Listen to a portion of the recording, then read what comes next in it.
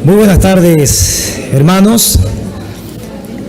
Tenemos la gran oportunidad de compartir este taller respecto al don de profecía. Solo quiero dar ciertas indicaciones para que podamos optimizar lo que escucharemos.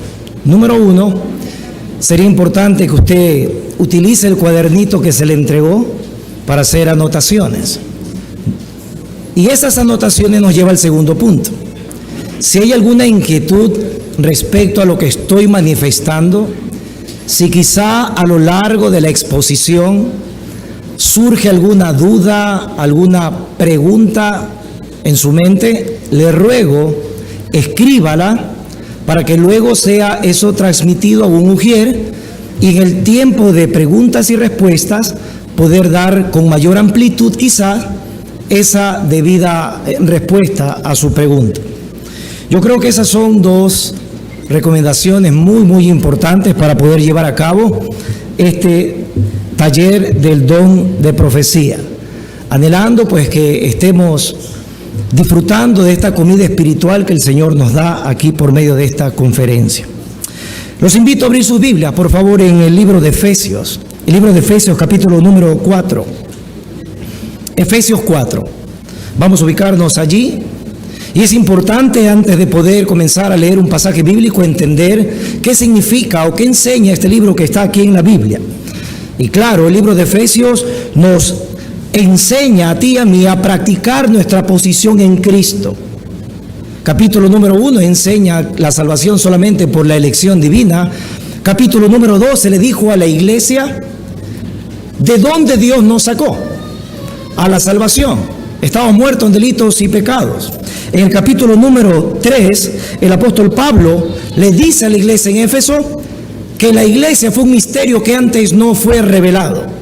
Y el capítulo 4, donde vamos a comenzar a estudiar en esta tarde, va a enseñarnos el origen, el fundamento de los dones para la iglesia. Así que ubíquese en el versículo número 7 y leemos la palabra de Dios que dice de la siguiente manera: pero a cada uno de nosotros fue dada la gracia conforme a la medida del don de Cristo, por lo cual dice, subiendo a lo alto, llevó cautiva la cautividad y dio dones a los hombres. Y eso de que subió, ¿qué es? Sino que también había descendido primero a las partes más bajas de la tierra. El que descendió es el mismo que también subió por encima de todos los cielos para llenarlo todo. Amados hermanos, Pablo en este pasaje instruye a la iglesia a conocer la efectividad de los dones dados por Cristo. Una observación importante que debemos de hacer en el texto, en el versículo número 7, es que encontramos esa palabrita pero. Y eso da un énfasis a lo que Pablo viene hablando anteriormente. Y los versículos 3 al 6, puedes observarlo tú.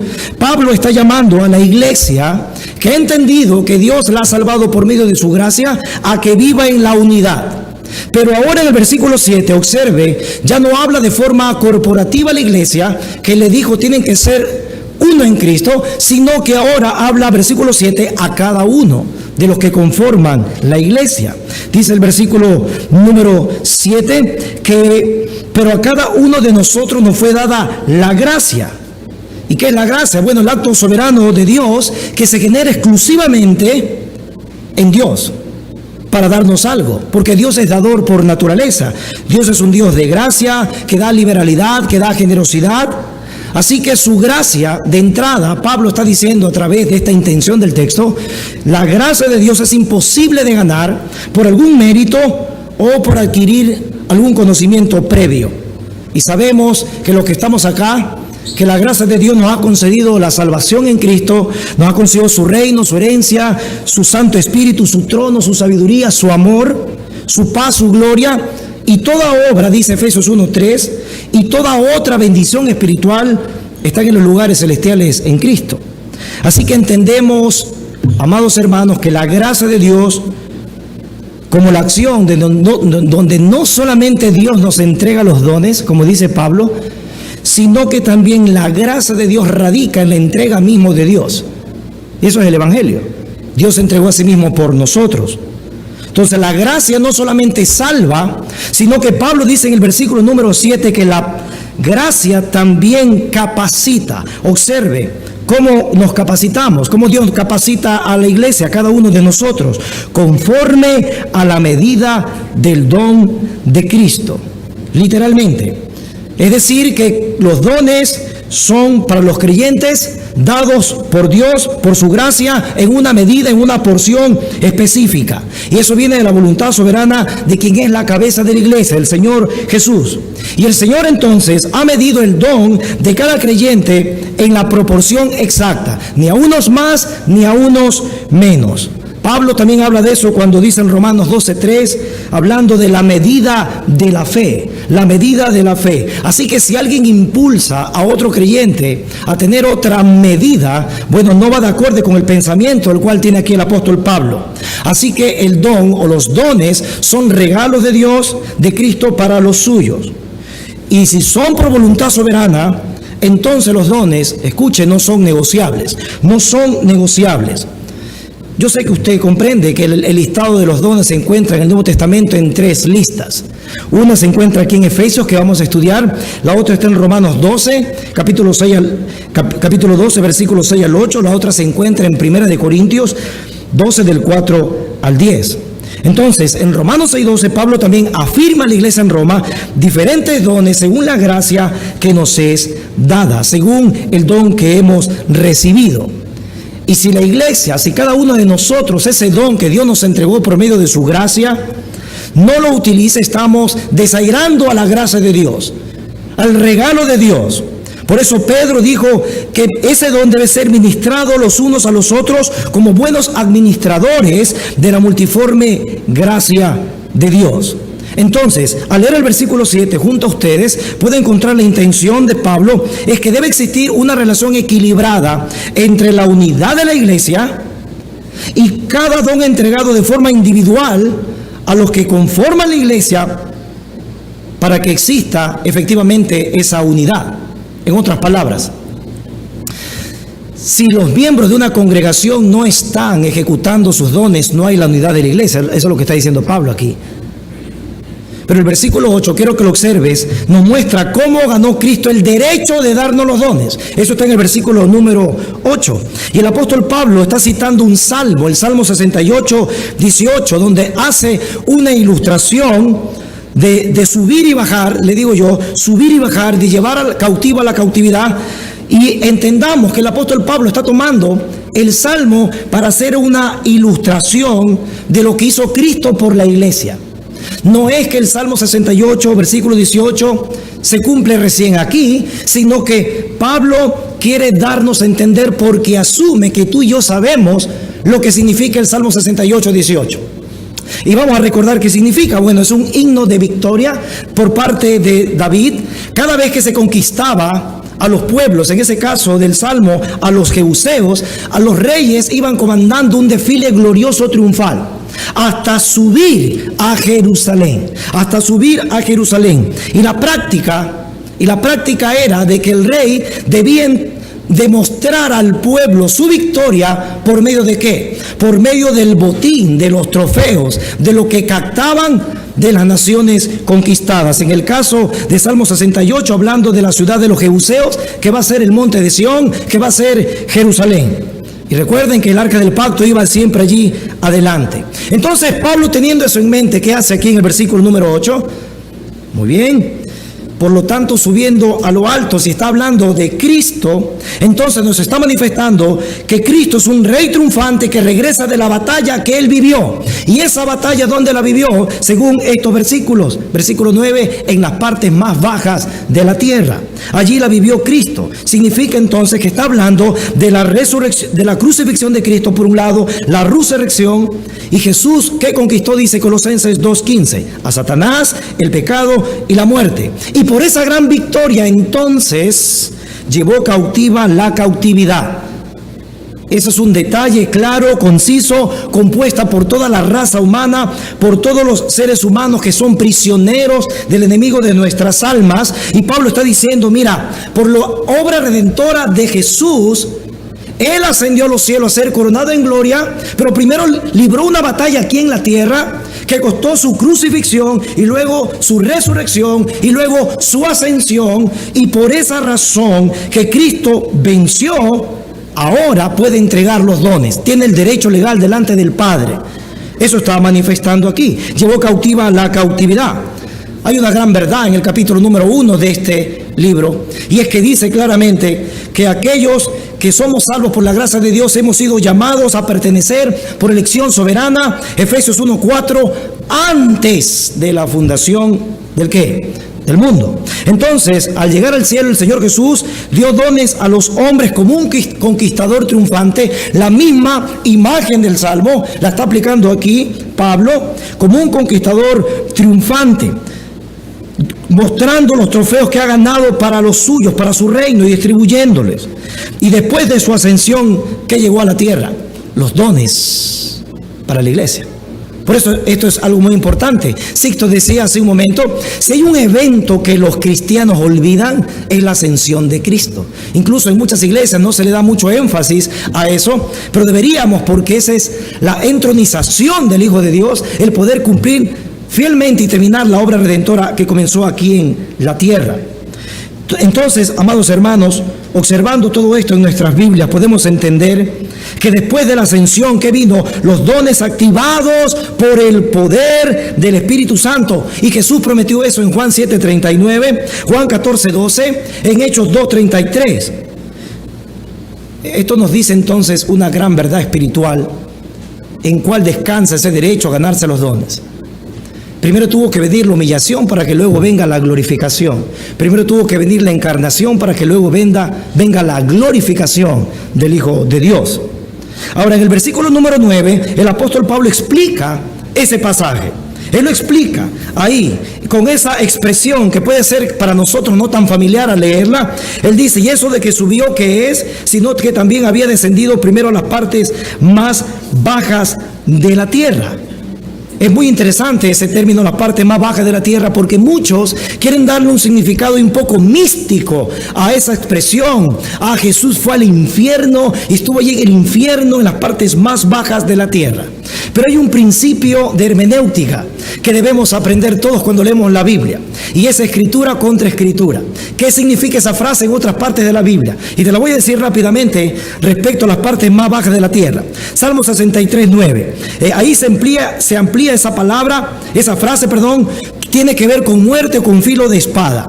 Mateo 12:40. Hay una frase similar cuando le preguntan a Jesús, sí, por las señales, y él dice que va al corazón de la tierra, refiriéndose al vientre del gran pez de Jonás, al gran pez donde el profeta Jonás fue preservado por las aguas. Note que todo tiene que ver netamente con la tierra, vale la redundancia. Isaías 44:23, la frase se refiere a la tierra creada, montañas, bosques y árboles. Una más, Salmo 139:15, usa esa referencia en el vientre de una mujer, donde Dios se encuentra en el proceso de formar a un ser humano. Entonces, ¿qué dice la Biblia? ¿Qué significa las partes más bajas de la tierra? Bueno, primero, no tiene la intención de señalar un lugar específico, sino que hace referencia a la profundidad, dimensión, ¿de qué cosa? De la encarnación, Usted puede estar luchando con estos versículos que le voy a citar. Oye, José Luis, acabas de decir que ese texto no significa que Jesús estuvo en el infierno. Ahora, ¿tú cómo armonizas lo que dice en 1 de Pedro 3:18-19? Porque también Cristo padeció una sola vez por los pecados, el justo por los injustos, para llevarnos a Dios, siendo a la verdad muerto en la carne, pero vivificado en espíritu, en el cual también fue y predicó a los espíritus encarcelados. ¿Qué hacemos con eso?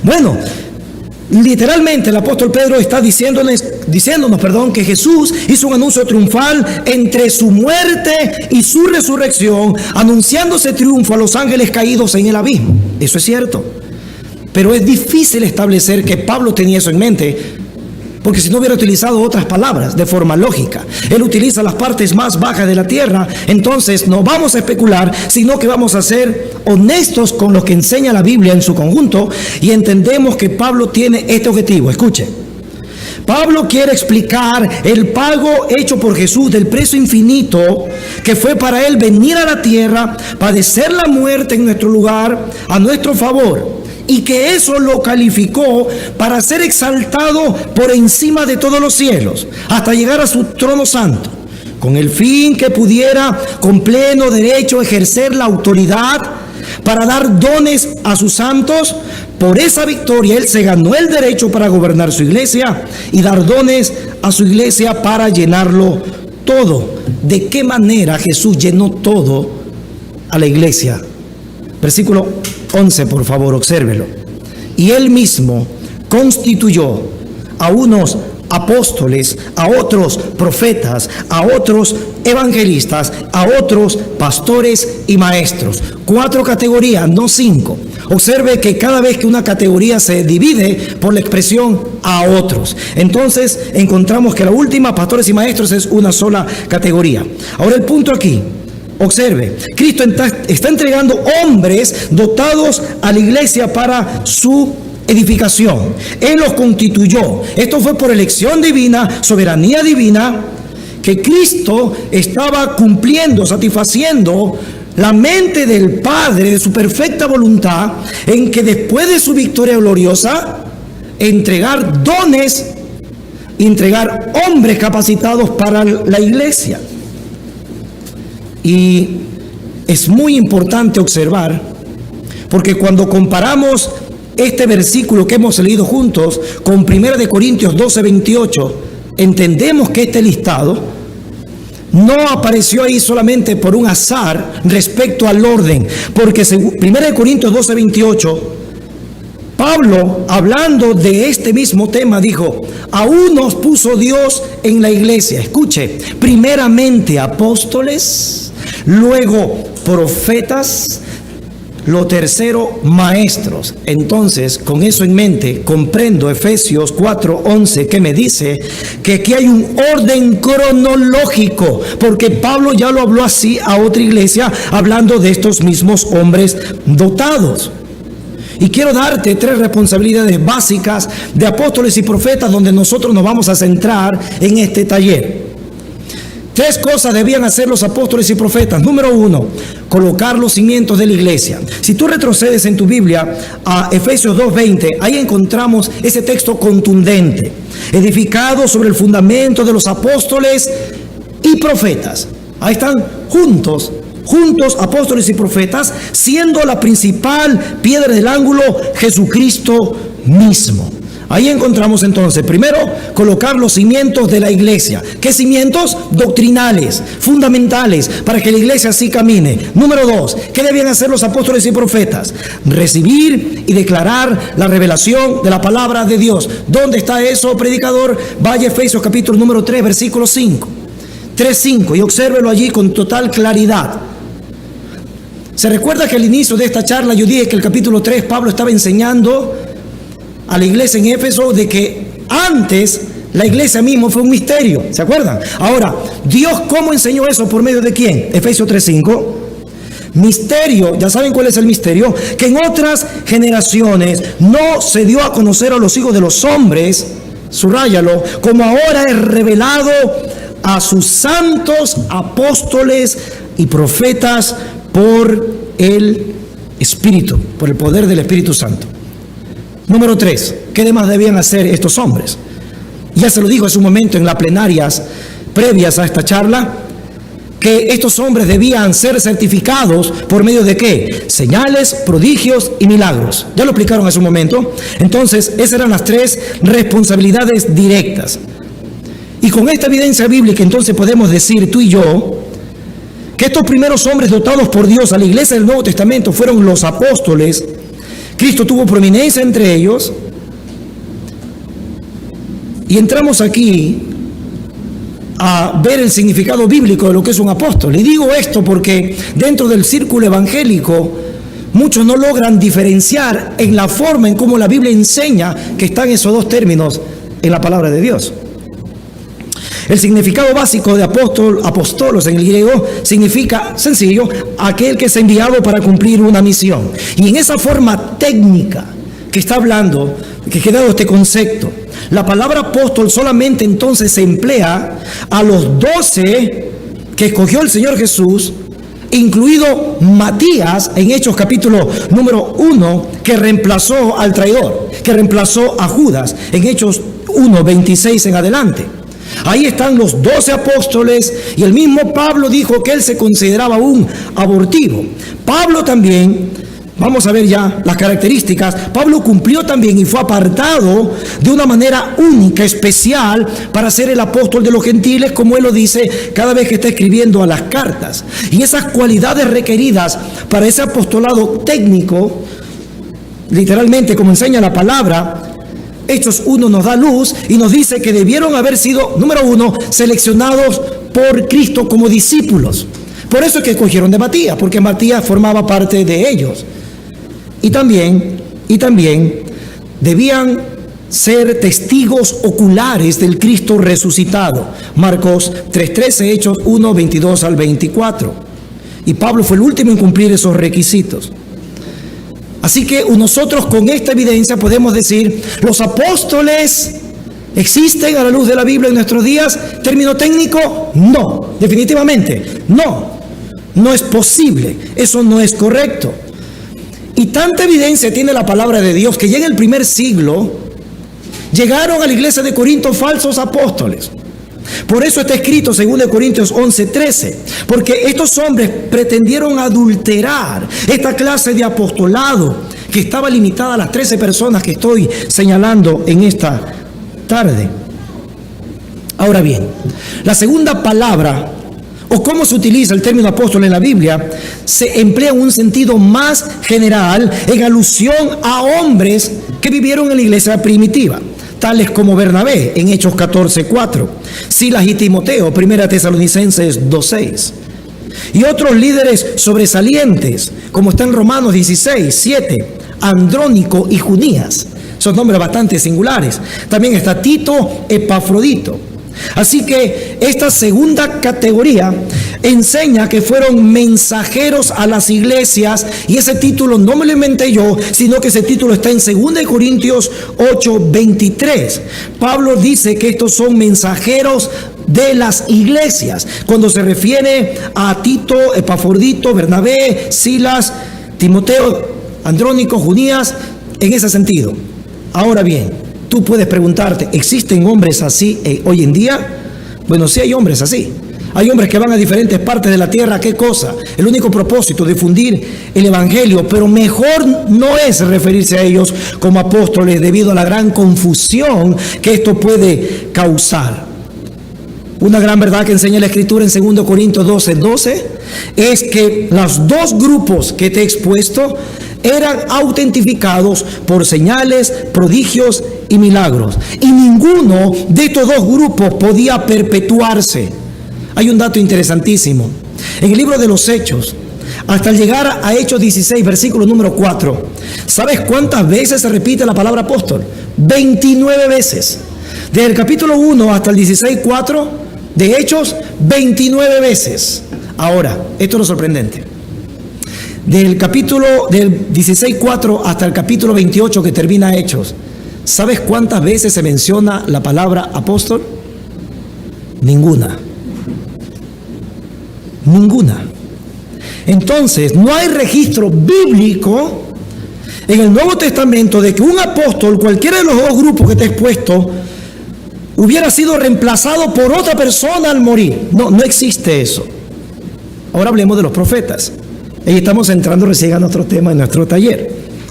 Bueno, los profetas eran designados por Dios como hombres con dones especiales, y habían creyentes que también tenían el don de profecía. Pero no todos esos creyentes podían ser llamados profetas, sino que tenían el don de profecía. Es decir, dos grupos, al igual que los apóstoles. Interesante, muy interesante, porque parece que la posición de profeta estaba destinada de forma exclusiva al trabajo dentro de una congregación local. Y eso era opuesto a lo que hacían los apóstoles, que más bien iban por fuera. Por ejemplo, a Pablo se lo referencia en Hechos 13:1 como un profeta cuando ministraba a escala local en una iglesia, pero ya el resto del tiempo se lo consideraba y se lo mencionaba como un apóstol. Los profetas hablaban en algunas ocasiones con revelación directa de Dios, como por ejemplo aquel profeta Agabo que dijo claramente en Hechos 11 que iba a existir un hambre en todo el imperio romano. Pero la mayoría de las veces los profetas lo que hacían era explicar de forma sencilla, clara, contundente de la revelación que ya Dios había entregado. Siempre hablaban en nombre de Dios, pero no siempre, escuchen, no siempre daban un nuevo mensaje de parte de Dios. Y los profetas, como lo hemos visto en el orden cronológico, secundaban a los apóstoles. Otra distinción entre los dos oficios pudo haber sido que el mensaje del apóstol era más general y doctrinal, mientras que el de los profetas era más personal y más práctico para la iglesia local, puertas adentro. Sin embargo, la Biblia enseña que al igual que los apóstoles, el oficio de profeta llegó a su cese definitivo cuando quedó completo el canon de las Escrituras del Nuevo Testamento.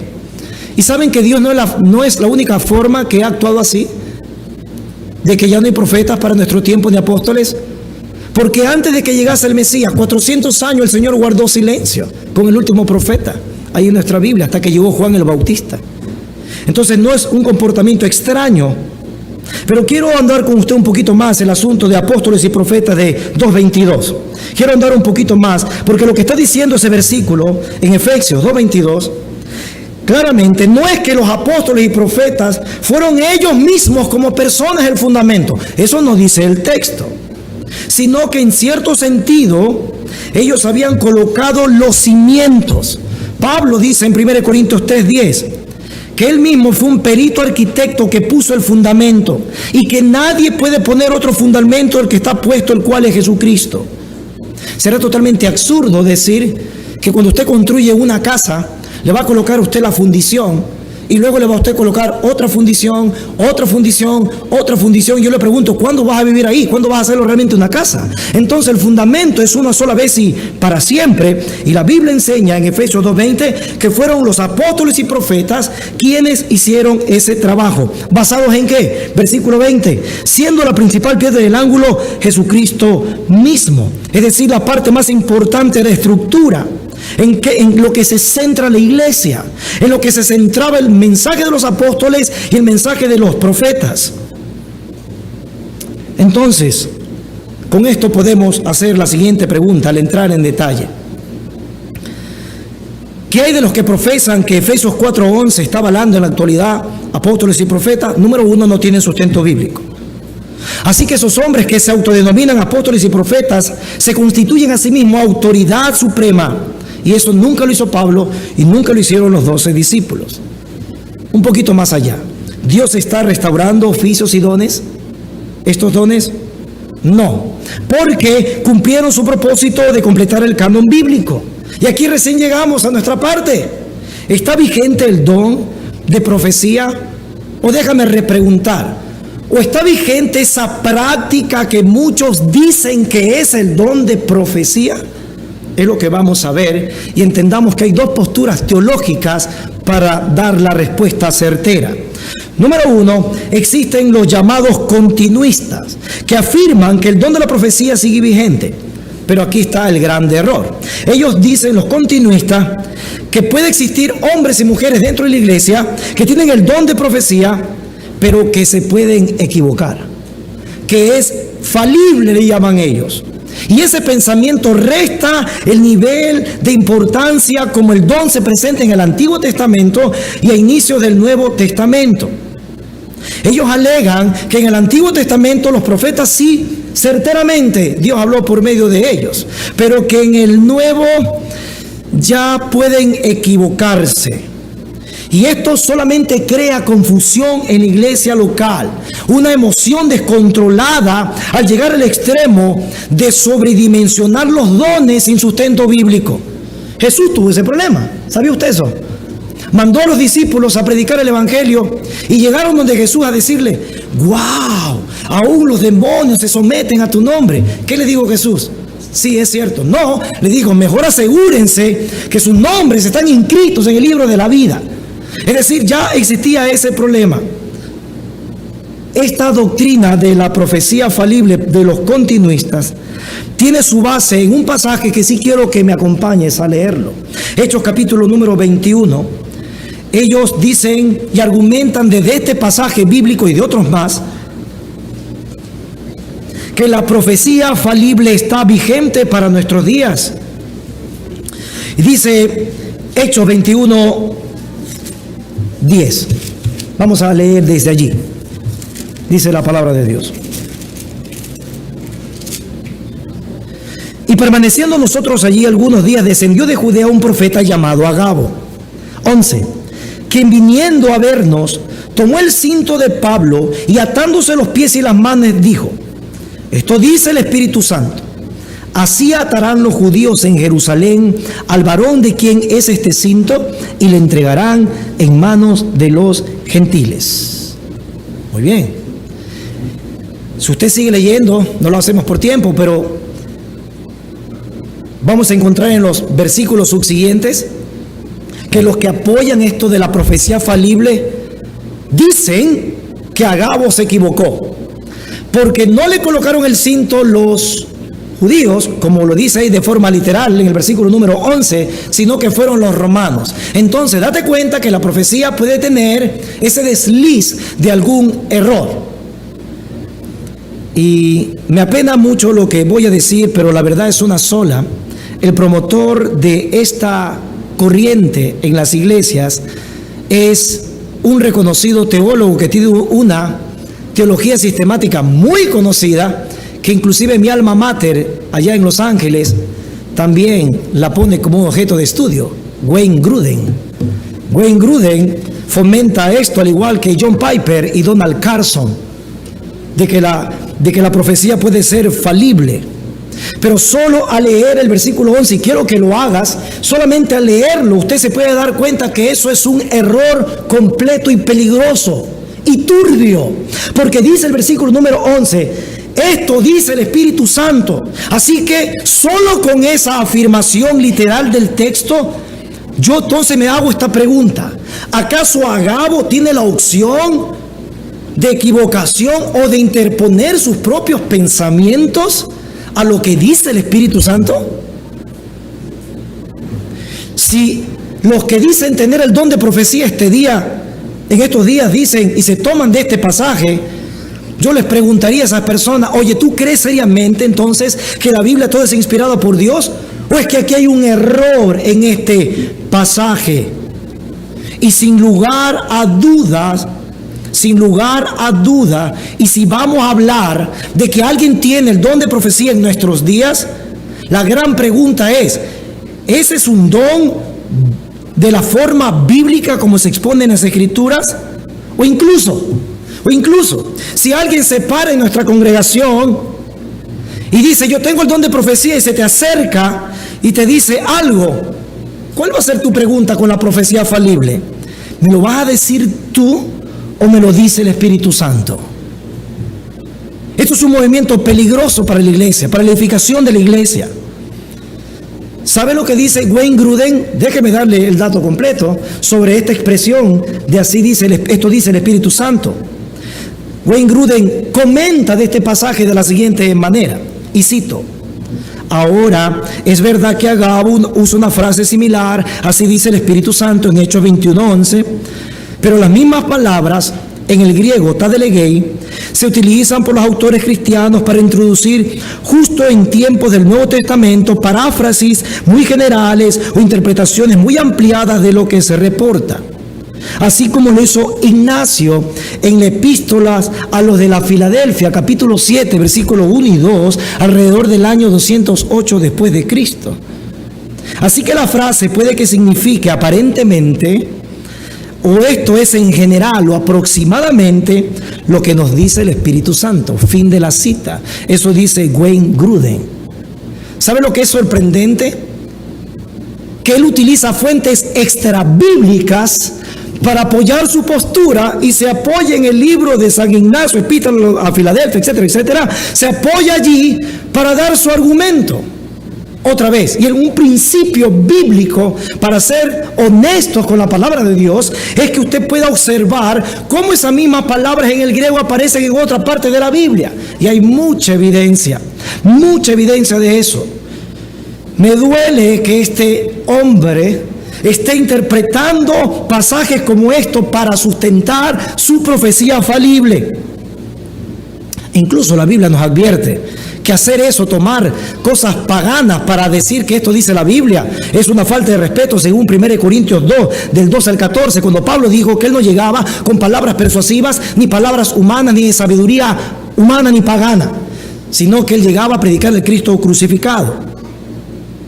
Escucha lo que dice el teólogo Michael Beasley. Los que sustituyen las definiciones bíblicas con conceptos paganos y seculares se exponen a sí mismos y a sus seguidores a peligros incalculables y confusión inconmensurable. Hermanos, usted mismo en sus propias manos tiene allí evidencia de cómo se utiliza esta expresión. Por ejemplo, Hechos 8:29. El Espíritu le dice a Felipe: ven y júntate a ese carro, a ese carruaje. Tú sabes la historia. Felipe le llevó a predicar el evangelio al etíope, el eunuco. ¿Qué hizo Felipe? Bueno, aproximadamente, ¿voy o no voy? No, Felipe fue correctamente obedeciendo la declaración del Señor. Hechos 13:2, perdón.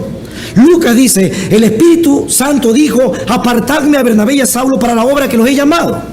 ¿Qué hicieron los hermanos en la iglesia? ¿Será que los llama o no los llama estos dos?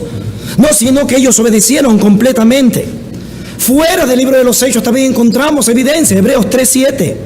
Este es un paralelo inconfundible a lo que estamos viendo en Hechos 21:11. Dice Hebreos 3:7: por lo cual, como dice el Espíritu Santo, si oís hoy su voz. ¿Qué haremos con el Apocalipsis, hermanos? Apocalipsis 2:7, Apocalipsis 2:1, 2:8, 2:18. ¿Qué haremos con todas esas partes donde se le dice a la iglesia: así dice el Espíritu? ¿Se recuerdan eso cuando se mandó las cartas a las 7 iglesias y terminan así con cada línea? Entonces, ¿qué diremos? ¿Que fue aproximadamente, como dice Gruden? ¿O es certeramente que está hablando del Espíritu Santo? ¿Cómo debe interpretar la palabra de Dios entonces con estas dudas, con estos razonamientos equívocos? Ahora bien, José Luis, ¿cómo vemos que en Hechos capítulo número 21 que tú has citado, encontramos más adelante en los versículos que fueron los romanos que lo aprendieron? Y aquí hay otro principio de interpretación bíblica, que es entender el contexto, no solamente inmediato, versículos antes y después, sino que también el contexto lejano, lo que enseña todo el libro respecto a esa misma historia. Si usted se queda en Hechos 21, se va a confundir. Pero si usted avanza leyendo con detenimiento hasta Hechos 28, usted puede entender claramente que el mismo apóstol Pablo en Hechos 28:17 dijo lo siguiente: desde Jerusalén, la última frase, fui entregado preso en manos de los romanos. ¿Qué estaba diciendo entonces? Ahora, José Luis, ahí nos dice que fueron los judíos. Bueno, escúchame, hay una clave. Pablo utiliza en Hechos 28:17 la misma palabra entregar que utiliza el profeta Agabo. Y si vemos con claridad, Pablo está diciendo que fueron los judíos quienes lo entregaron a él voluntariamente a los romanos. ¿Por qué? Por una razón histórica. Los judíos no podían dar muerte a nadie en el Imperio Romano. ¿Se acuerdan de Jesús? Entonces, Agabo, Pablo, que está en el mismo tiempo, unos años más adelante nada más, tiene esa misma idea, totalmente clara. Ahora, pero si te quedas en Hechos 21, puedes llegar a creer esa falsa doctrina de la profecía falible. Pero si avanzas a toda la sección que te estoy manifestando, amado hermano, entonces tú puedes ver la providencia de Dios, la gloria del Espíritu Santo, y puedes dar fe de que Agabo era un verdadero profeta de Dios. Por definición, la profecía falible contiene error. ¿Sabe lo que ellos dicen? Que cuando alguien se levanta en la iglesia a darle el don de la profecía, que tú lo puedes resistir. Tienes esa opción de resistir a esa mezcla de verdad y error. Ahora, ¿cuándo uno puede saber cuándo tiene que resistir y cuándo no puedo resistir?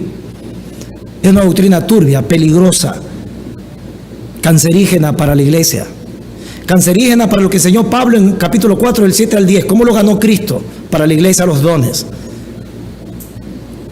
Y es verdaderamente increíble cómo alguien puede concluir que la iglesia puede obtener beneficios de estos asuntos. si alguien propone decir que tiene el don de profecía, porque hay otros que alegan lo siguiente: no, mira, estás confundido. El don de profecía no es que Dios manda nueva revelación, sino que te habla de cosas periféricas, de cosas secundarias. Bueno, Efesios 2:20 y Efesios 3:5 me dicen a mí que eso no es posible. Si alguien dice que tiene el don de profecía y me va a hablar que le ponga la mano al carro para que Dios me lo entregue, entonces eso es una mentira. Eso no es el don de la Escritura. Otros pasajes, veamos otros pasajes que utilizan aquellos que defienden esa postura.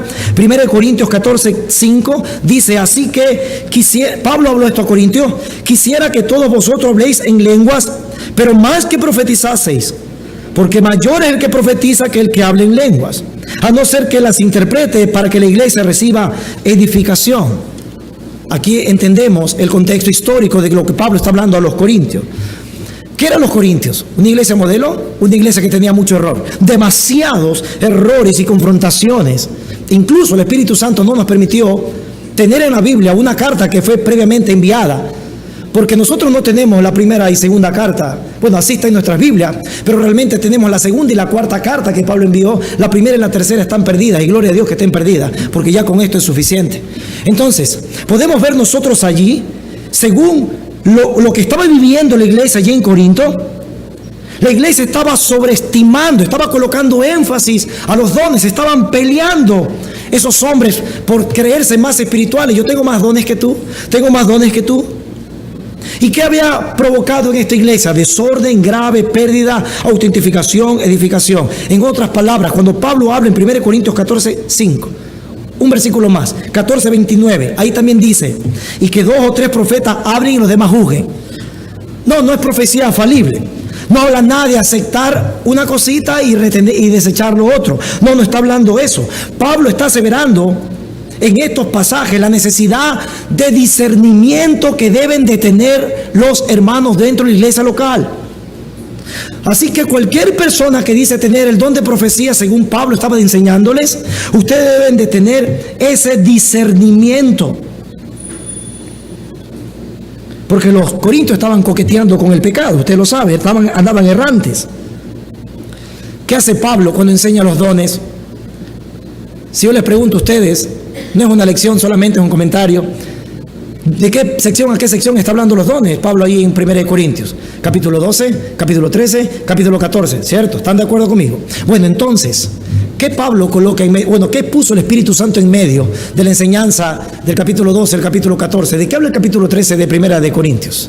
Del amor. Entonces, Pablo les estaba diciendo, en medio de la enseñanza, ustedes se van a estar buscando dones, y si hay alguien que dice que tiene un don, pero no practica el amor, de nada vale. La preeminencia del amor, muchas veces hay un subtítulo ahí en nuestras Biblias. Entonces ese es el fin.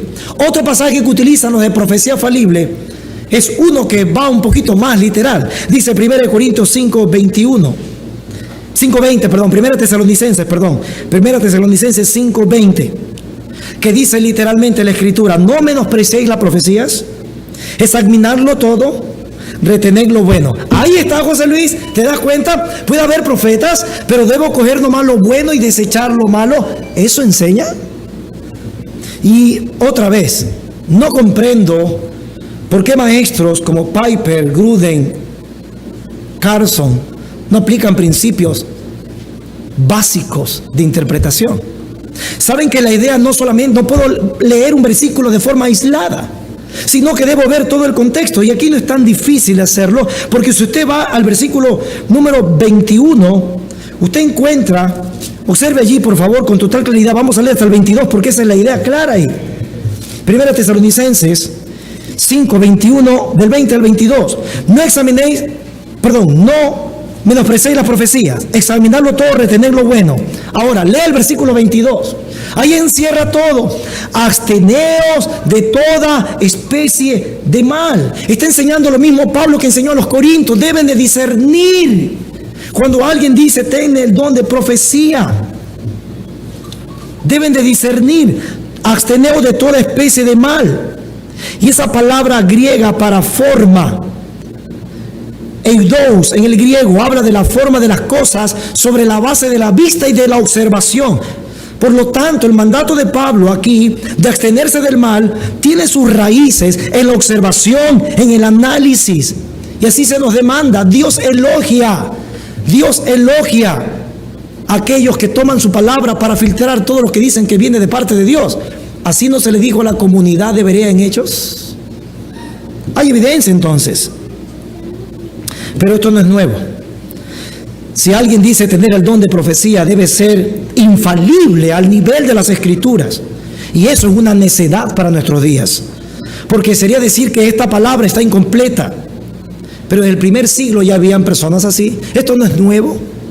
Dice 1 de Juan 4:1, ya siendo anciano el apóstol, les dijo: amados, no creáis a todo espíritu, sino probad los espíritus, si son de Dios. ¿Qué dice el texto? Porque muchos falsos profetas han salido por el mundo. El mismo pensamiento teológico, doctrinal del apóstol Pablo en las citas anteriores. Hermanos, en efecto, Pablo estaba diciendo que si las profecías eran válidas, eran aceptables, si realmente eran profetas de Dios. Y yo quiero decirte algo: Dios nunca tartamudea cuando habla. Dios nunca utiliza reflexiones inútiles. Dios nunca se expresa mal. Por el contrario, nuestro Dios precioso y soberano habla por medio de su palabra de forma eficaz, con poder. ¿Qué dice la Biblia? Que hasta los cielos fueron hechos por la palabra de Dios. Entonces, sin la palabra revelada del Señor, no puede haber conocimiento de Él, no puede haber lealtad genuina. Y sin ese conocimiento, amados hermanos, somos destruidos por las imaginaciones pecaminosas de la humanidad. Y yo quiero decir esto: existe otra postura teológica, los cesacionistas, que consideran que estos dones fueron temporales, a la luz de Efesios 2:20. Apóstoles y profetas cumplieron el fundamento y ahí quedó. Así que, ¿qué enseña la palabra de Dios respecto a aquellos falsos profetas? Hay mucha evidencia. Hace un momento lo tocaba Sixto en su predicación. Yo te lo voy a leer para que lo tengas con mayor claridad. Deuteronomio 18:20. Profetas les levantaré de en medio de sus hermanos como tú, y pondré mis palabras en su boca, y les hablará de todo lo que yo mandare. Mas a cualquiera que no oyere mis palabras, que él hablar en mi nombre, yo le pediré cuenta. El profeta que tuviere presunción de hablar palabra en mi nombre, a quien yo no le haya mandado hablar, o que hablar en nombre de dioses ajenos, el tal profeta morirá. Los falsos profetas debían y deben ser castigados a la luz de Deuteronomio 18. Lo mismo dice Deuteronomio 17:12. Proverbios 21:24 habla que son hombres altivos, arrogantes, escarnecedores. El profeta Jeremías también, Jeremías 14:13 al 15, estaban hablando de bonanza, profetizando bonanza, cuando estaban rumbo a ir a Babilonia a ser cautivos como animales, la nación de Israel. Así que solamente hay dos categorías de profetas: los profetas, y deja de decirlo un poquito en griego, y los pseudoprofetes, o sea, los falsos profetas. Cristo advirtió de eso. Mateo 7:15 dice: cuidado de los falsos profetas que vienen a vosotros con vestidos de oveja, pero por dentro son lobos rapaces, por sus frutos los conoceréis. No me extraña porque el Señor haya terminado, ya llegando a la cima de la cúspide del Sermón del Monte, en Mateo del 5 al 7, cuando Él dice: no todo aquel que me dice Señor, Señor entrará en el reino de los cielos, sino el que hace la voluntad de mi Padre que está en los cielos. Muchos me dirán en aquel día: Señor, Señor. Escucha lo del falso don de profecía: no profetizamos en tu nombre. Jesús le dice: apartados de mí, hacedores de maldad. Y sin embargo, hermanos, esto de la profecía falible en la iglesia hace algunos años nada más ha tomado un boom con estas prescripciones, estos principios que confunden y corrompen. A lo largo de 1900 años no ha existido evidencia entre los padres, historia de la iglesia, de este tipo de movimientos de profecías falibles. No ha existido. Hoy nos escandalizamos porque todas esas prácticas dentro de la iglesia local se le endosan al Espíritu Santo. Y a diferencia de un pastor, por la gracia de Dios, los que somos pastores nos podemos equivocar. Y de eso habla Santiago 3 del 1 al 2, que los que Tengan cuidado los que enseñan. Eso está totalmente evidenciado. Pero no puedo decir lo mismo de los apóstoles y profetas, porque el cimiento no puede tener error. Ahora, si usted me dice, oye José Luis, hay que ser tolerante con aquellos que dicen, aquellos hermanos que dicen tener el don de profecía, ¿es bíblico ese pensamiento? Ser tolerante a alguien que dice que viene a hablar de parte de Dios y se equivoca, o la profecía falible, eso es ser carente del amor bíblico. El amor bíblico siempre corrige, el amor bíblico siempre trata de exaltar la palabra de Dios al Señor Jesucristo en base a lo que Él ha dicho en sus mandamientos. John Piper estaba en su iglesia, terminó un servicio dominical y se acercó una de las hermanas de la congregación. Piper tenía a su esposa embarazada y llega esta hermana de la congregación y le dice, tengo una palabra profética para usted, pastor. A lo que Piper escucha, hermana, dígame, deje profetizarle algo doloroso. El hijo que tiene en su vientre su esposa va a morir y su esposa va a quedar gravemente enferma. Piper, él mismo lo narra en sus libros. Él dice que se fue a su casa, se puso a orar, que resistió la profecía y al final de cuentas su esposa dio a luz, no le pasó nada al bebé y no le pasó nada a la esposa. Pero como él defiende esta postura, él mismo dice en su escrito de sus libros, es que fue profecía falible. Esto es sorprendente. La profecía falible anuncia los deseos de los hombres en vez de la verdad de Dios. Y eso no es correcto. Eso es degradar, difamar, diluir, falsificar la obra del Espíritu Santo. Y eso es un asunto muy serio. Nosotros tenemos dirección, guía solamente por el Espíritu de Dios que produce fruto en base al estudio de la palabra. Jesús dijo que solamente podemos ser santificados por medio de su palabra, de la revelación especial escrita que tenemos tú y yo a través de las Escrituras. Pero aquellos que insisten en igualar esta obra del Espíritu Santo al don de profecía están haciendo una fusión peligrosa. Nosotros tenemos todo, la iluminación del Espíritu Santo en cada uno de nosotros. Él capacita al pueblo de Dios con sabiduría para proporcionar ¿qué cosa? Estímulo, amonestación. Tenemos la palabra profética más segura. Hace un momento leía a Carlos acá en el púlpito, segunda de Pedro 1.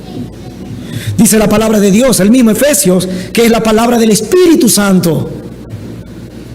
Hebreos 1 del 1 al 3. Yo no quiero que me hablen medias verdades y medios errores. Y si hay una media verdad, es todo error, ¿cierto? Esa es la ecuación. Si hay una media verdad, entonces todo es error. ¿Qué dice Dios? Que Dios va a estar atento. Porque en otros tiempos Dios habló de otras maneras, en sueños y visiones, pero que en los postreros días Dios nos ha hablado por medio ¿de quién? Del Hijo. Hebreos 1 del 1 al 2. Entonces, Dios no habla a su pueblo a través de profetas falibles, sino a través de su palabra viva y santa, la que convierte el alma, la que transforma, la que hace sabio al sencillo. Y cuando su palabra es bien predicada, dice Isaías 55:11, no volverá vacía, porque cumplirá el propósito por el cual Dios la ha enviado. Mira, en la historia de la iglesia, los puritanos estadounidenses y británicos en el siglo XVI, ¿sabe cómo le llamaban a sus pastores y predicadores? Le decían profetas, pero con este sentido, porque están enseñando las profecías de Dios. ¿Acaso hay algo más que necesita saber el cristiano, lo que está revelado en la Escritura? Inclusive nos habla cómo van a ser los tiempos finales. No solamente eso, me dice cómo es mi nueva morada, cómo es el reino milenial, cómo es el estado eterno. Necesito algo más. No. Pero el movimiento carismático que comenzó en California, que tomó hace un momento Carlos de forma excelente, se movió por todos los Estados Unidos, Canadá y en todo el mundo. Y existe la creencia, falsa obviamente, de que Dios está dando nueva revelación a través de estos pseudo profetas. Y lo que vemos en el movimiento carismático son personas autodenominadas, emocionales, buscando experiencias equivocadas, escúchame, que no pueden hacer los milagros que autentificaban a los profetas genuinos. Eso es lo que estamos viendo. Muchos líderes carismáticos renombrados han hecho profecías públicas en sus libros, en publicaciones, en televisión cristiana, bueno, entre comillas, profecías numerosas. Han puesto fechas para la venida de Cristo. Han dicho que va a haber guerra tal país con tal país. Y por ahí uno de estos apareció en su locura y dijo que en 1992 se descubriría la cura para el SIDA. ¿Qué año estamos? Puede ser que yo no esté actualizado en la fecha. Ahora déjame hablarte un poquito más de esto que está llenando de putrefacción la iglesia del Señor. Literalmente cientos de profecías hechas por reconocidos predicadores y supuestos profetas jamás acontecieron. ¿Te suena Benny Hinn? ¿Te suena Rob Pastley? ¿Paul Cruz? ¿Te suena el canal Enlace? TVN en inglés. Y es increíble ver cómo la gente sigue considerando profetas, esos hombres, tras repetidas falsas profecías. Los que siguen Cass Luna, que es un falso maestro, un pseudo profeta, que hace poco lo vincularon con narcotráfico en su propio país. Y ese tipo, ¿cómo quisiera borrar? Porque el hombre habla de prosperidad, y yo sé que ustedes lo saben. Ese hombre, ¿cómo quisiera borrar? Eso es lo que Pablo le dijo a Timoteo de esta forma. Así que teniendo sustento y abrigo, estemos contentos con esto. ¿Cómo quisiera borrar? Pero él no está en el versículo 8 de lo que acabo de leer, sino en el versículo 9. Porque los que quieren enriquecerse con tentación y lazo y en muchas codicias necias y dañosas se hunden a los hombres en destrucción y perdición.